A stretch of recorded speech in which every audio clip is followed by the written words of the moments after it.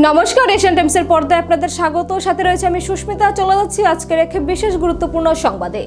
রবিবার all Tripura blind কমিটির উদ্যোগে কৃতি সংবর্ধনার আয়োজন করা হয় আগরতলা প্রেস ক্লাবে। উপস্থিত ছিলেন মন্ত্রী টিঙ্কু রায় সহ অন্যান্যরা। আবারও জানিয়ে রাখছি, রবিবার অল ত্রিপুরা ব্লাইন্ড কমিটির উদ্যোগে কৃতি সংবর্ধনার আয়োজন করা হয় আগরতলা প্রেস ক্লাবে।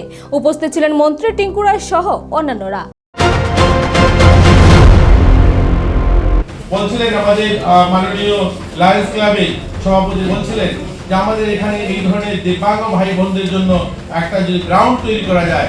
অলরেডি আমরা এটা নিয়ে পরিকল্পনা করে আমরা কেন্দ্র সরকারের কাছে এরকম একটা স্কিম পাঠিয়েছি। আমাদের অধিকর্তা বসে আছেন, আমাদের একবার না দুবার তিনবার এটা নিয়ে মিটিং হয়েছে যে দিব্যাঙ্গ ভাই বোনরা যেন থাকতে পারে, তাদের জন্য একটা ভালো পরিকাঠামো, একটা পরিসরে আকার ব্যবস্থা, খেলাধুলার ব্যবস্থা, সেখানে কোচ তাদের মতো করে তারা যেন সেখানে প্রশিক্ষণ নিতে পারে, এর জন্য সরকারের প্রয়াস রয়েছে। এগুলো আমরা করছি, আমাদের সরকার সেই এটা নিয়ে ভাবনা রয়েছে। কারণ আমাদের মাননীয় মুখ্যমন্ত্রী আপনারা জানেন, শুধু বলেন না করে দেখিয়েছেন। আজ দিব্যাঙ্গ ভাই বোন যারা রয়েছে, যারা মাধ্যমিকে বা উচ্চ মাধ্যমিকে টপার যারা 10 জন, তাদেরকে 54,000 আমরা তাদেরকে সম্মান দিচ্ছি। আমরা প্রত্যেক বছর আমাদের দিব্যাঙ্গ ভাই বোন যারা 12-এ প্রথম যারা 10 জন হচ্ছে তাদেরকে 54,000 টাকা করে আমরা তাদেরকে ক্যাশ দিচ্ছি, অর্থ রাখছি। আর যারা মাধ্যমিকে যারা টপ হচ্ছেন তাদেরকে আমরা 24,000 টাকা করে দিচ্ছি। এটা শুধু নয়, শিক্ষাক্ষেত্রে দেখবেন আমাদের 100 জন ছাত্রছাত্রীকে, সাধারণ ছাত্রছাত্রীদের জন্য সরকার 5,000 টাকা করে মাসে দেওয়ার সিদ্ধান্ত নিয়েছে। যাদেরকে 5,000 টাকা করে মাসে দেবে, এরকম 100 ছাত্রছাত্রী যারা তারা 11-12 করবে, কলেজে যারা এডমিশন নেবে তাদের জন্য 5,000 টাকা করে 100 জনকে দেবে। এগুলো শুধু বলা নয়, এগুলো করে দেখানো হয়েছে বা অলরেডি আমরা দিতে শুরু করেছি।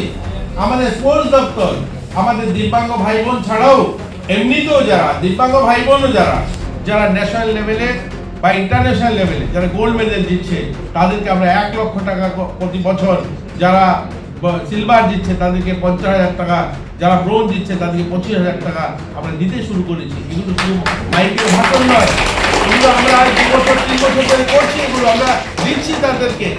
তার মধ্যে এখানে অনেক রয়েছেন বেনিফিশিয়ারি যারা সেটা পেয়েছেন। আমরা চাই আমরা সকলে মিলে যেন একটা সুন্দর ত্রিপুরা রাজ্য গড়তে পারি।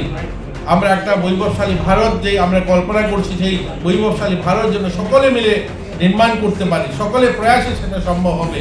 আমরা চাই আমাদের ভাই বোন যারা দিব্যাঙ্গরা রয়েছে তাদের জন্য চাকরির কথা বলেছিলেন। আমরা আমাদের সরকার আসার পর কেন্দ্র সরকার আরক্ষণ বাড়িয়েছে। আমরা চাই, এখানে একটা দাবি এসে আমি দেখেছি আমাদের হাতে তুলে দিয়েছেন যে তাদের যে রেলওয়ে যাতায়াত যারা করেন তাদের যেটা কম্পেনসেশন পাওয়ার কথা সেটা লার্নিং থেকে আনতে হয়। সেটা আমাদের যদি আগরতলা থেকে করা হয়, আমি আমাদের অধিকর্তা রয়েছেন ওনার সঙ্গে কথা বলবো। আমরা রেলওয়ে দপ্তরে চিঠি লিখবো যে এখানে যেন আগরতলাতে সেটা কাউন্টারের ব্যবস্থা করা হয়, তাহলে এখান থেকে যেন তারা সেই সুবিধাটা পায় এবং তারা যাতায়াত করতে পারে রেলে। একটা সময় রেলের ব্যবস্থা আমাদের এখানে ছিল না। 2014 সালের আগে আমাদের এখান থেকে মিটার গ্যাসে রেল চলতো, বহিরাজ্যে যাওয়ার ব্যবস্থা ছিল না। এখান থেকে আমরা লামডিং বা অথবা গুয়াহাটিতে গিয়ে উঠতাম, তার জন্য সেই ব্যবস্থা সেখানে।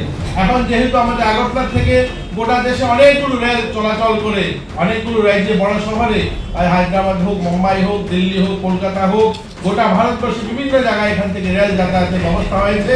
এই সুবিধাটাও আমরা চাই আমাদের রাজ্য থেকে যেন আমাদের ভাই বোনেরা যারা বাইরে যান তারা যেন সেই সুবিধাটা